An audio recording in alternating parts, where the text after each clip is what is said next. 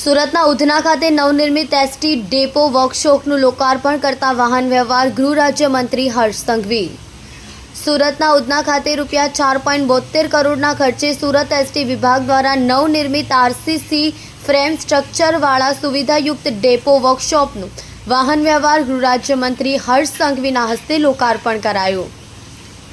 આ પ્રસંગે વાહન વ્યવહાર રાજ્યમંત્રીએ જણાવ્યું છે કે છેલ્લા 2 વર્ષમાં ગુજરાતમાં હજારોની સંખ્યામાં નવી બસો જાહેર પરિવહન સેવા માટે શરૂ કરવામાં આવી છે। ગુજરાત એસટીના ઇતિહાસમાં પ્રથમવાર પ્રતિદિન 25 લાખ મુસાફરો આવાગમનની સેવા આપવામાં સફળતા મળી છે। આગામી સમયમાં 30 લાખ મુસાફરો પ્રતિદિન મુસાફરી કરતા થશે તેવો આશાવાદ તેમણે વ્યક્ત કર્યો હતો। સુરતમાં નવા ડેપો વર્કશોપ સ્થાનિક બસો માટે ખૂબ ફાયદાકારક નીવડશે એમ જણાવી વધુમાં તેમણે કહ્યું હતું કે મુખ્યમંત્રીના માર્ગદર્શન હેઠળ 2 દિવસ અગાઉ નવી 20 હાઈટેક વોલ્વો બસોની શરૂઆત કરવામાં આવી છે, જેમાં સુરતને 8, રાજકોટને 8 અને વડોદરાને 4 બસો ફાળવવામાં આવી છે। આગામી સમયમાં કુલ 80 જેટલી નવી હાઈટેક વોલ્વો બસો શરૂ કરવામાં આવશે। આ બસ સેવાનો લાભ નવરાત્રી, દિવાળી જેવા તહેવારોમાં મેળવી શકાશે।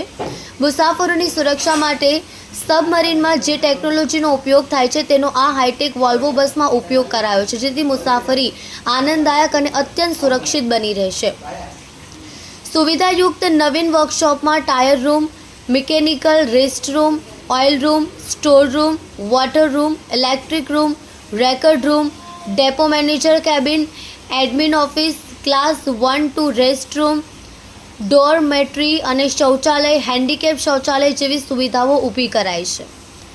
આ પ્રસંગે સાંસદ મુકેશ દલાલ, ધારાસભ્ય સર્વ Manu Patel, Arvind Rana, Pravin Ghoghari, collector doctor Saurabh Parghi, ST નિગમના સચિવ Ravi Narmad, general manager A.B. Joshi, એસટીના વિભાગીય નિયામક P.V. Gurjar, deputy mayor doctor Narendra Patil, વિભાગીય પરિવહન અધિક્ષક M.V. વાઢેર, સુરત ગ્રામ્ય ડેપો મેનેજર M.V. ચૌધરી, શહેર પક્ષ પ્રમુખ નિરંજન જાંજમેરા, અગ્રણી કાળુ ભીમનાથ, સોમનાથ મરાઠે સહિત એસટી અધિકારી, કર્મચારીઓ, શહેરીજનો ઉપસ્થિત રહ્યા હતા।